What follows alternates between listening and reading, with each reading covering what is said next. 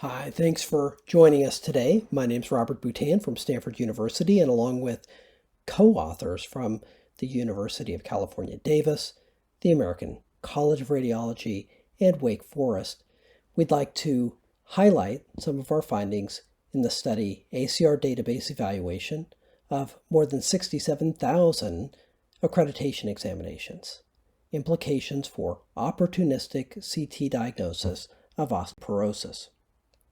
We all know that CT exams are common, with more than 200 CT exams per 1,000 population annually in several countries, the US, Japan, France, and in the US alone, more than 82 million CT exams are performed annually.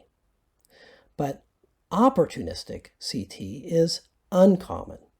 Opportunistic CT may be defined as the secondary analysis of existing CTs to obtain quantitative body composition data without additional testing or radiation to patients in order to look at bone for osteoporosis, muscle for sarcopenia, fat for obesity, and vessels for atherosclerosis. Now, opportunistic CT is a relatively hot emerging research topic because automated measurements are now possible, with normative values and cut points published in large cohorts in the tens of thousands of subjects. Opportunistic CT, however, has a precision that is unknown. There's concern about scanner calibration and measurement instability, with some critics saying it's not ready for clinical implementation because of a lack of exchangeability among different machines that limits broad applicability.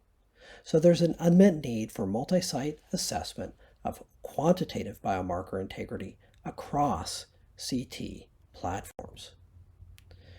Our purpose was to answer the question, is there a systematic bias in the reported CT numbers when comparing the major CT manufacturers using the ACR Phantom as the reference standard?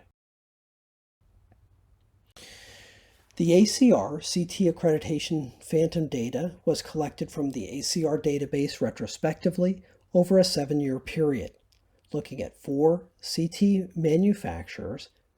We were blinded to the manufacturer names and models, but we looked at a total of over 67,000 records. To assess CT number accuracy, the ACR Phantom contains cylinders of 5 materials that mimic tissues. There's water, there's acrylic, a trabecular bone surrogate, there's Teflon, a cortical bone surrogate, polyethylene, a fat surrogate, and air. For the purposes of this project, we looked at the first 3. We note that the ACR adult abdomen CT technique has specific parameters, and they are listed here. With respect to our statistical analysis, the data from both passing and non-passing submissions were given to us. These data were not normally distributed, and the extreme outliers were excluded using the 1.5 interquartile range rule in order to exclude the extreme outliers that were presumably the non-passing submissions. The Kruskal-Wallis test, followed by a multiple comparison test to look at pairwise comparisons between the 4 CT manufacturers, was performed. We found that with water, the CT numbers range from -6 to +10 Hounsfield units, with the largest difference between scanner manufacturer B and manufacturer D. The largest mean difference between scanner manufacturers was 3 HU. The scanner manufacturer differences were small but highly statistically significant.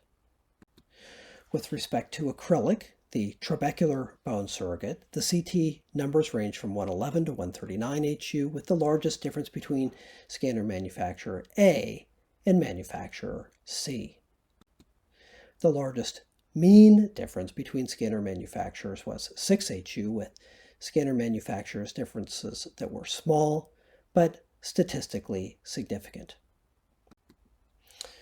With Teflon, the cortical bone surrogate, we found that the CT numbers range from 845 to 975 Hounsfield units, with the largest difference between scanner manufacturer B and manufacturer A. The largest mean difference between scanner manufacturers was 65 HU, with scanner differences that were relatively large between different manufacturers. Here, A and B. We note that after the age of 50, osteoporotic fractures occur in 1 in 3 women and 1 in 5 men. That's one fracture every 3 seconds worldwide, even though osteoporosis is largely preventable and treatable. DEXA diagnosis is underutilized in many countries, and opportunistic CT is a potential opportunity to fill that gap.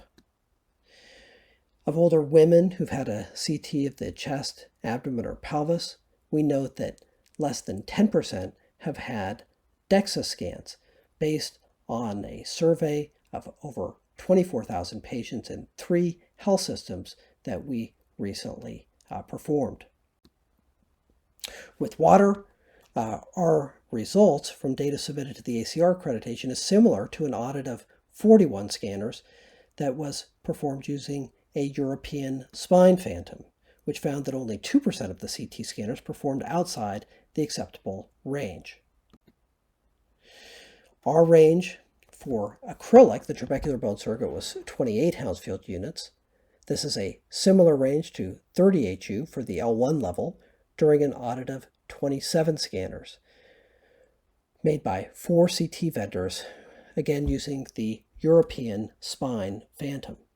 And in this study, they emphasized that the vast majority of variability was between manufacturers, and only a small difference was found between models of each particular manufacturer.